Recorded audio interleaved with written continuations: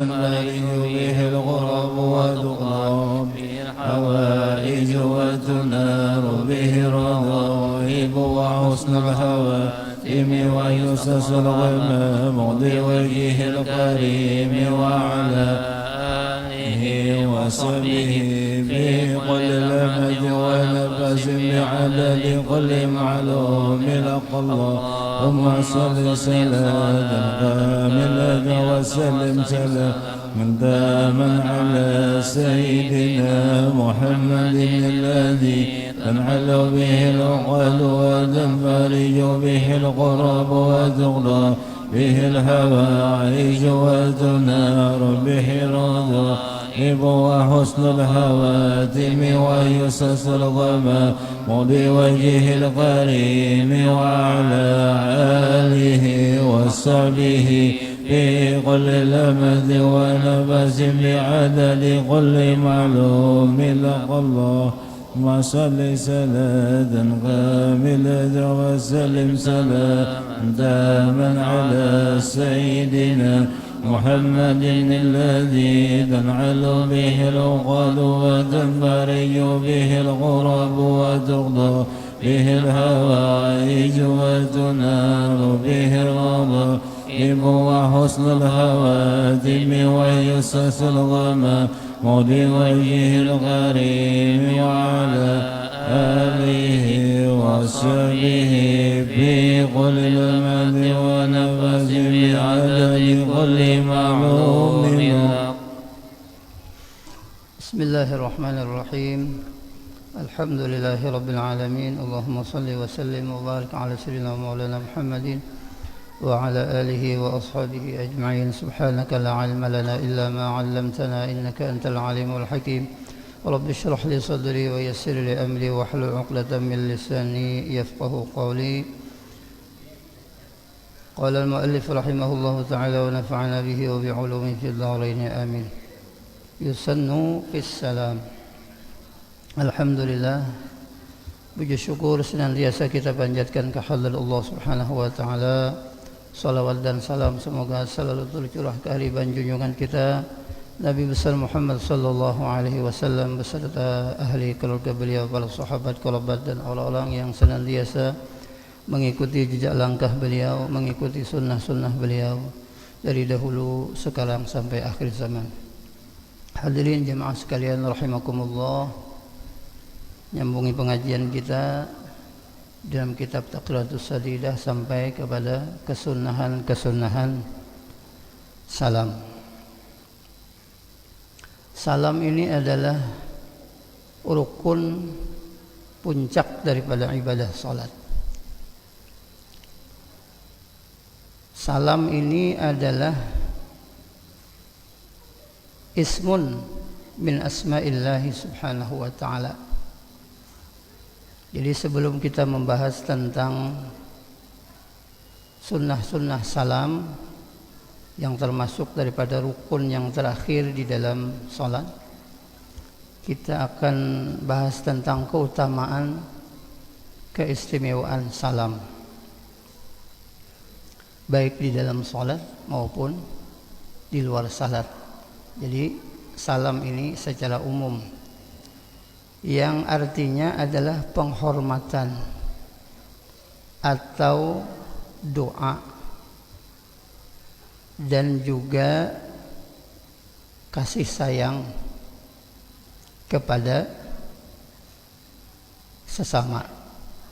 Jadi salam ini adalah merupakan penghormatan, doa dan kasih sayang kita kepada sesama. Allah Subhanahu wa taala berfirman dalam surah An-Nisa ayat 86, wa idza hujjitum bi tahiyyatin fahayyu bi ahsana minha aw rudduha innallaha kana ala kulli syai'in hasiba. Yang artinya apabila kamu diberi penghormatan dengan sebuah penghormatan, maka balaslah penghormatan itu dengan yang lebih baik. dengan yang lebih baik daripada penghormatan itu. Aurudduha, atau jawablah seperti apa adanya. Artinya jawablah sebagaimana penghormatan itu sama dengan penghormatan yang diberikan kepada orang lain. Innallaha kana ala kulli syai'in hasiba. Sesungguhnya Allah selalu memperhitungkan atas segala sesuatu. Nah, jadi termasuk salam ini adalah tahiyyah, penghormatan, doa kita, keselamatan kita kepada saudara-saudara kita. Jadi khusus salam ini adalah ampun kita orang Islam. Assalamualaikum. Nah, itu nang paling pendek. Di dalam salat itu nang wajib. Assalamualaikum. Nah, salam ini tadi adalah salah satu daripada assalam, itu nama daripada nama Allah Subhanahu wa taala, dan juga assalam itu nama daripada salah satu daripada surganya Allah Subhanahu wa taala. Jadi nama Allah, salam itu nama Allah, dan juga nama daripada surganya Allah Subhanahu wa taala. Ada kalau nama surga ngarannya Darussalam. Di dalam kitab Senjata Mukmin di situ disebutkan oleh pengarang Tuan Guru Haji Husin Qadri, ada di dalam kitab Senjata Mukmin itu halaman 41 dan halaman 42 tentang keistimewaan, keutamaan salam, lafaz atau kalimat daripada salam. Kalimat salam disebutkan oleh beliau apabila dibacakan akan dia di kepala orang yang sakit, seperti dikatanya ya salam, ya salam, ya salam, ya salam, dibacakan di kepalaan orang nang garing, orang nang sakit. Berapa kali membacanya? 121 kali atau 136. 121 atau 136 kali.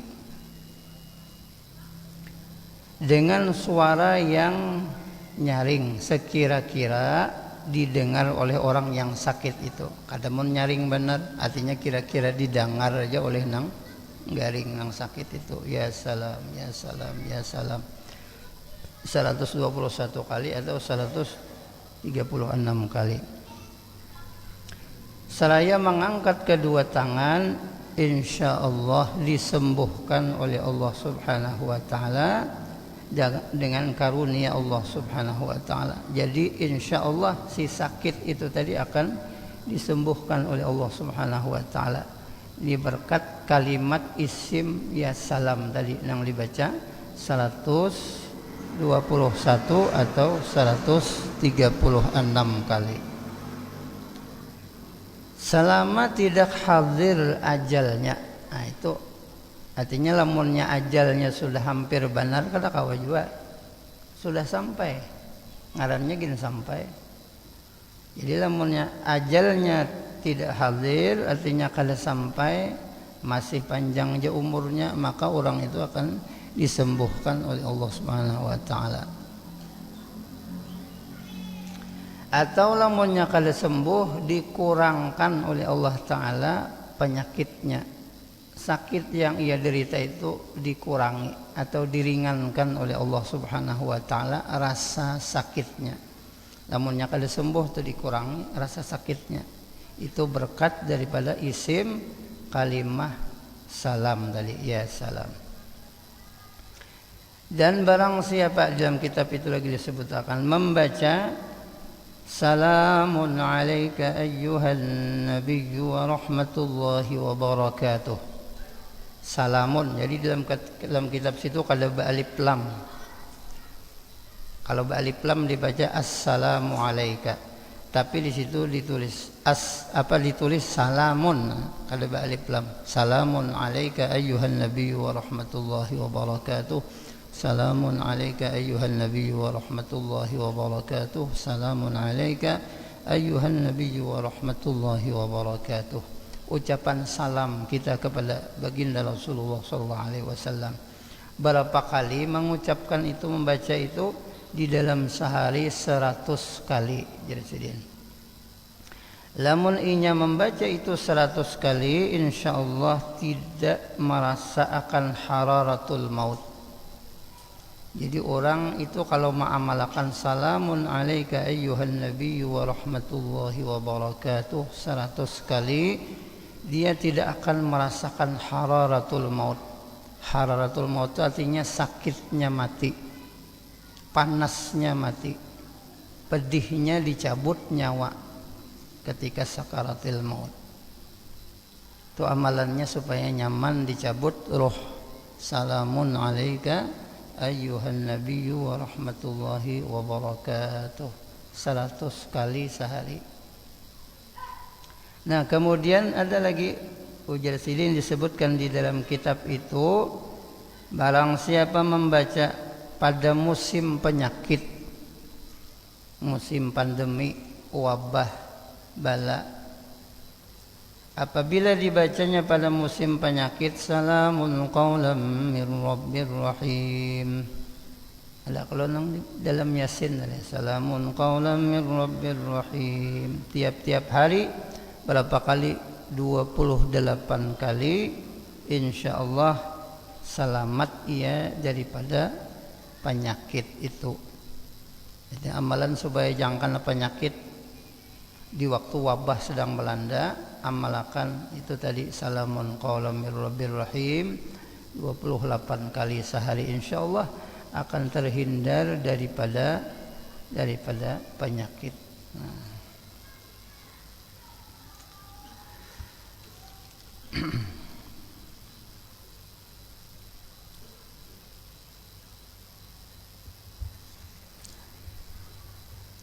Nah, assalam ini nama Allah Subhanahu wa taala. Wajib bagi kita mengimani bahwa assalam itu termasuk salah satu daripada asma Allah Subhanahu wa taala, dan boleh kita berdoa atau memanggil Allah dengan sebutan ya salam, kayak itu tadilah.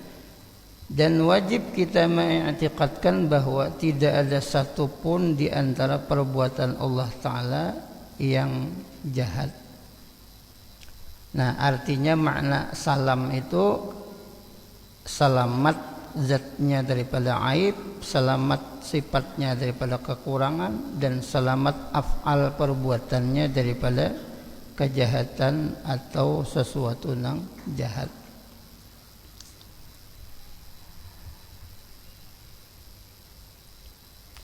Dan lain halnya dengan takdir. Nah, kita wajib mengimani bahwa takdir atau qadar baik dan qadar buruk datang daripada Allah Subhanahu wa taala. Sebab perbuatan itu berbeda dengan takdir. Ketetapan atau takdir yang jahat dari Allah Subhanahu wa taala, misal sakit umpamanya, hilang harta, dicuri orang, kebakaran, dan lain-lain. Jadi namun musibah-musibah yang kita terima, baik itu terjadi pada diri kita sendiri, terjadi kepada keluarga, atau pada yang lainnya, seumpama kita sakit-sakitan, kehilangan orang yang kita cintai, dan lain-lain. Nah, itu sebenarnya bukan kejahatan atau keburukan kalau kita bisa menyikapinya dan menerima. Tetapi kalau kita bisa menyikapinya atau menerimanya sesuatu yang datang daripada Allah Subhanahu wa taala, baik berupa nikmat ataupun yang lainnya tadi, musibah-musibah itu bisa menjadi kejahatan atau bala lawan kita.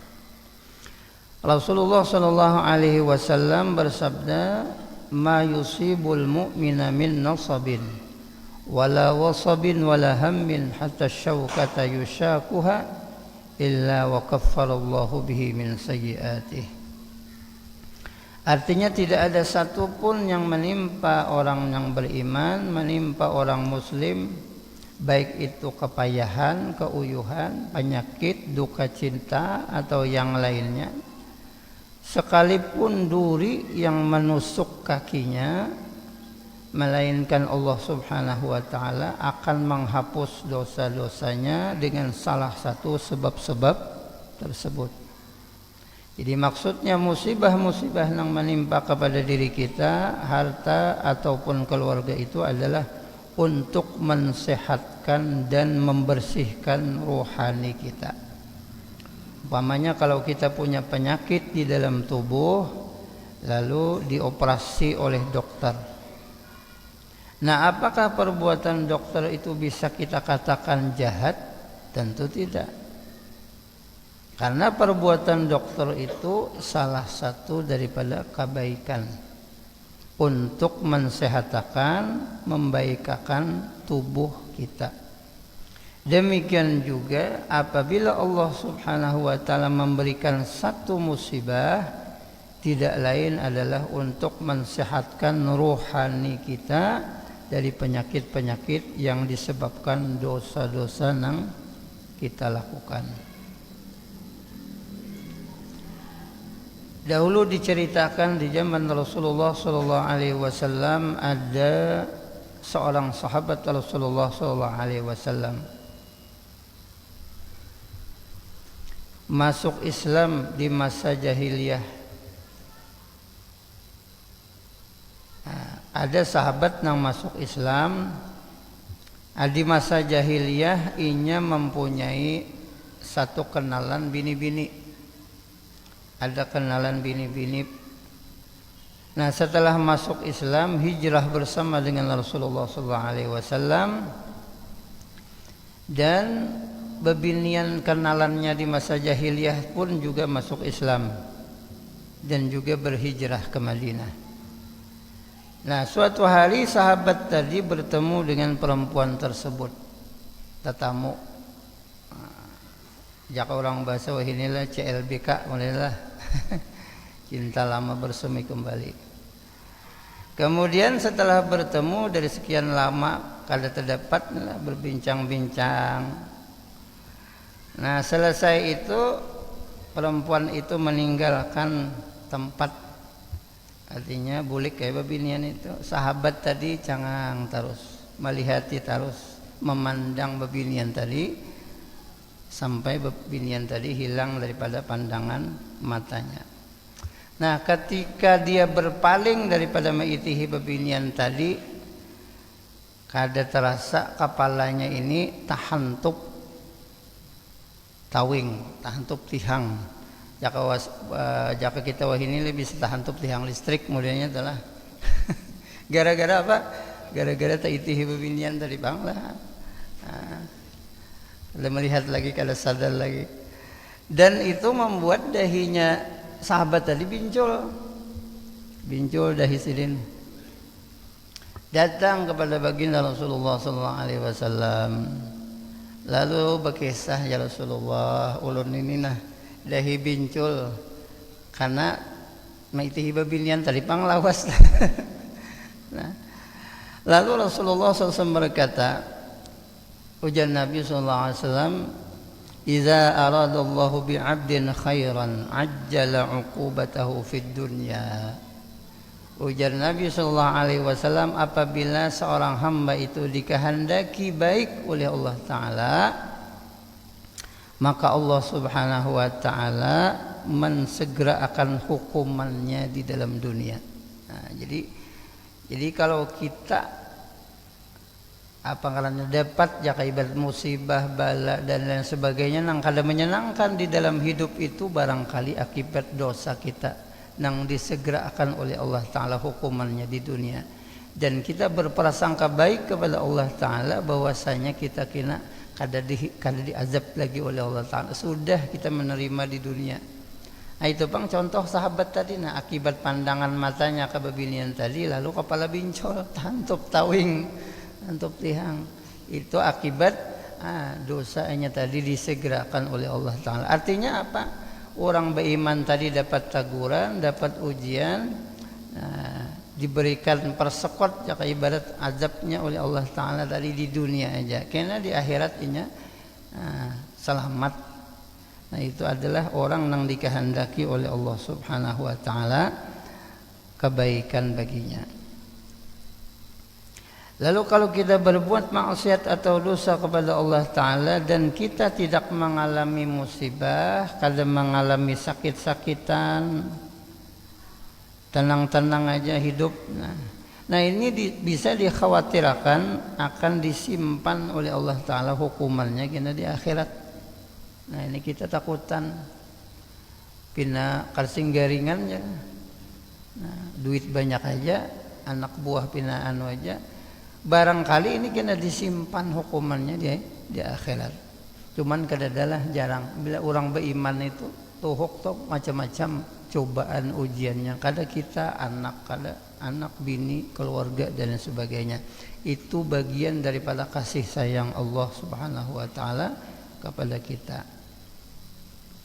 Jadi setiap musibah yang datang menimpa mesti kita cermati atau kita sikapi dengan baik. Kata para ulama, setiap musibah yang menimpa kita apabila kita sikapi dengan ridha kepada Allah Ta'ala, maka itu akan menaikkan martabat atau kedudukan kita di sisi Allah Subhanahu wa Ta'ala. Dan juga setiap musibah yang menimpa apabila kita sikapi dengan sabar, maka akan menghapuskan dosa. Sebaliknya setiap musibah yang datang apabila disikapi dengan keluh kesah, maka itu merupakan permulaan siksa daripada Allah Ta'ala. Nah, jadi bila orang itu ketujuh keluh kesah, maka itu merupakan permulaan siksa daripada siksa-siksa berikutnya.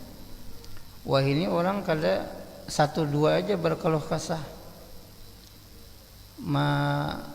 mengadukan masalahnya.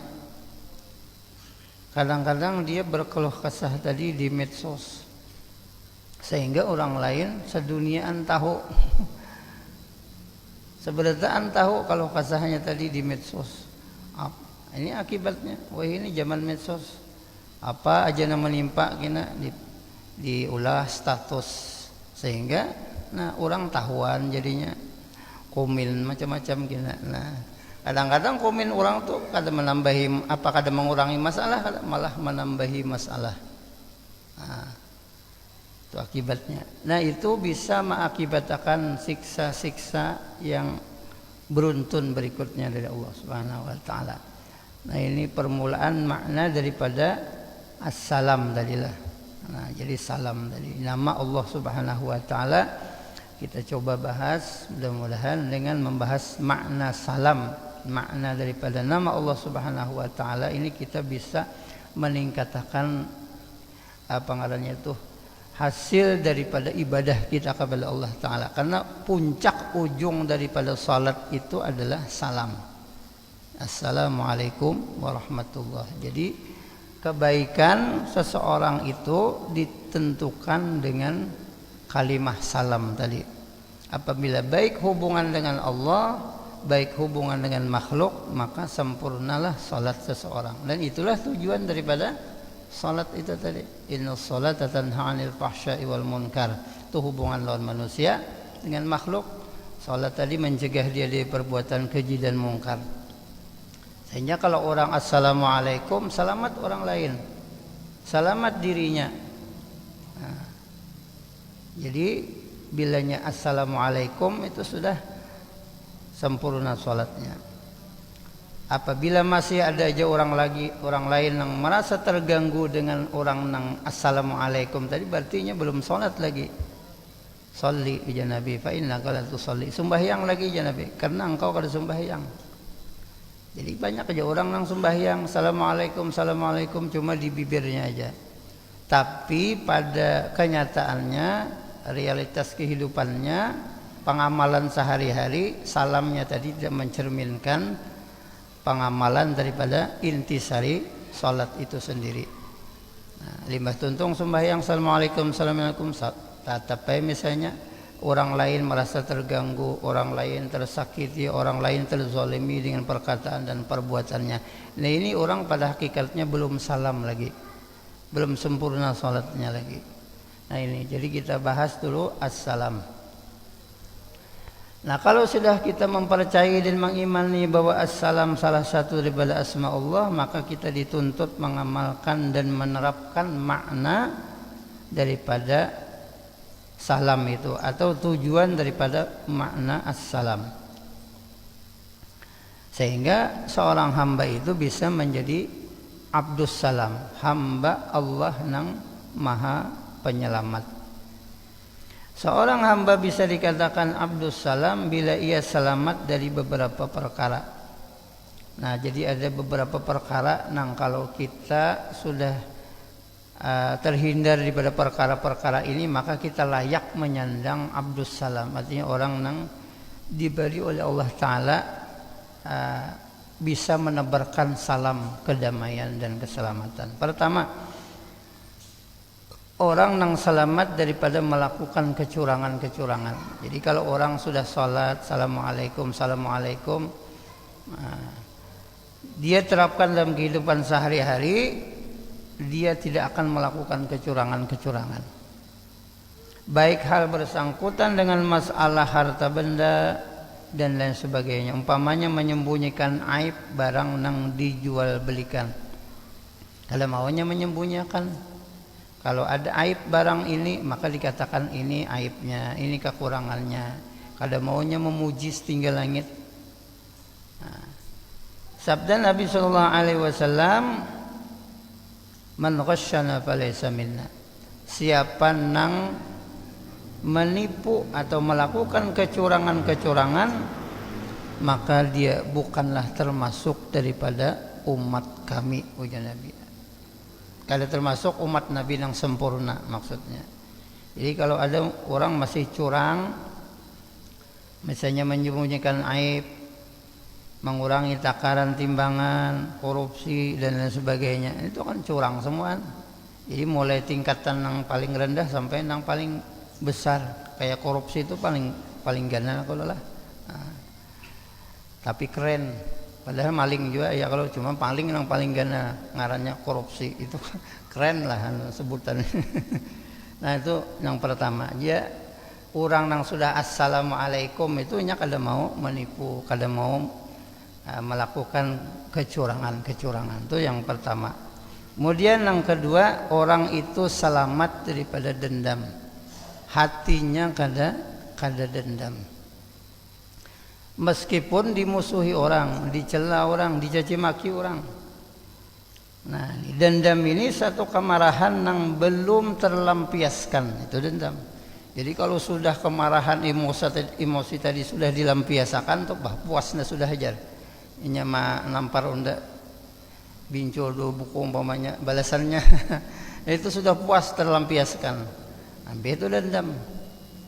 Nah, jadi kalau belum lagi terlampiaskan, itu masih ada dendam di dalam hatinya, dan itu penyakit. Jadi kalau orang masih ada dendam di dalam hatinya, belum assalamualaikum lagi, belum mentuntung sembahyangnya lagi. Nah, namun kita masih ada dendam, apalagi lawan mantan mamagirnya disakiti oleh mantan, ngalih bener bang. Lamunnya kada mantannya tuh mati atau dapat musibah atau apa, ini kada puas. Mantan tahu aja lupin mantan. Nah, itu pasti sudah bila orang pernah disakitinya luar biasa dendam lah hatinya. Nah itu penyakit. Orang yang di dalam hatinya sifat dendam, kada boleh baginya melakukan amar ma'ruf nahi mungkar dengan atas dasar dendam tadi. Nah, kemudian yang ketiga, selamat daripada hasad, iri dan dengki. Nah, hatinya kada ada pahirian, kada ada dengkilan orang. Orang dapat nikmat alhamdulillah, saudaranya dapat nikmat alhamdulillah.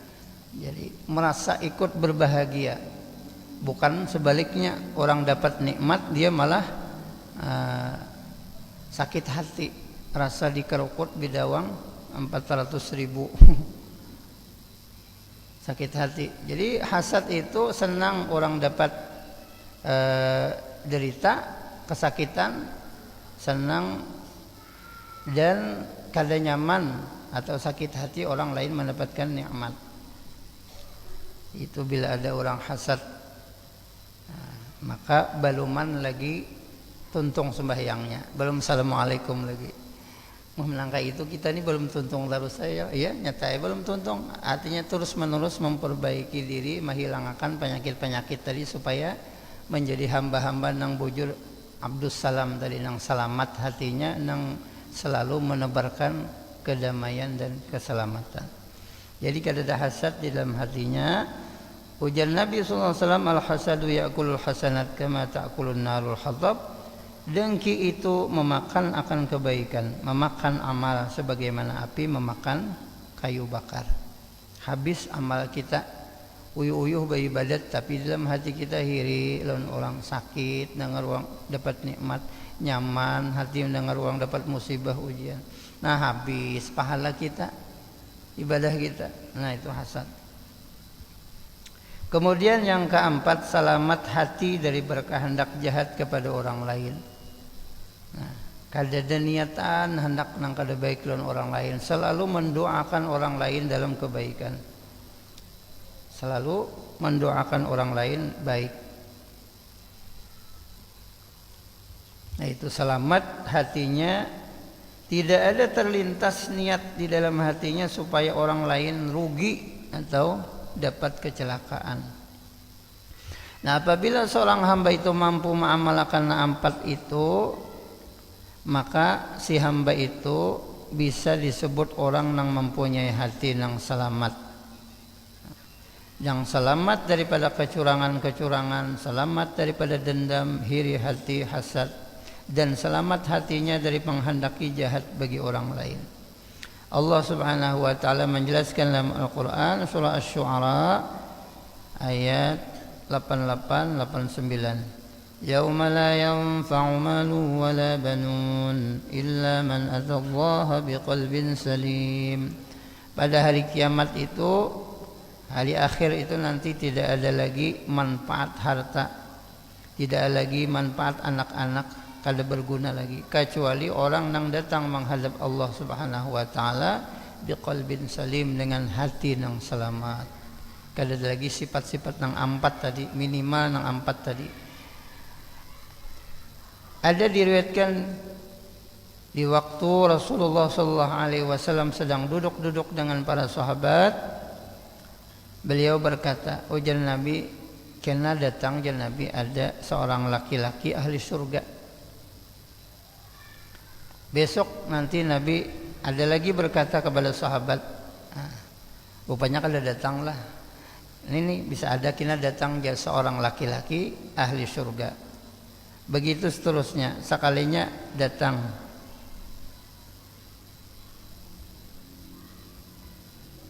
Sampai 3 kali, 3 hari Nabi madahkan datang orang itu. Lalu sahabat yang bernama Ammar bin As radhiyallahu taala berkata, ujar Ammar bin As, aku hendak melihat pangkai apa keistimewaannya si laki-laki yang dipadahkan Nabi ahli surga ini. Sampai 3 hari Nabi madahkan datang ahli surga. Nah, lalu digiringi oleh Ammar bin As sampai ke rumahnya, minta izin aku nak bermalam lon ikam.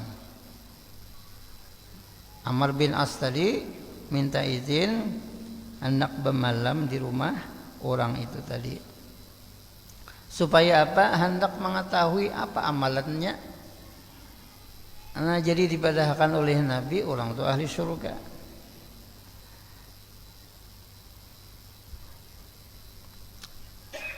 Setelah sudah 3 hari, 3 hari 3 malam 4 malam nih, Ammar bin As bertakun laki-laki, apa amalan ikam ini? Nah, aku lihat pinanyak biasa aja, kada ada nang apa hebat daripada orang ini.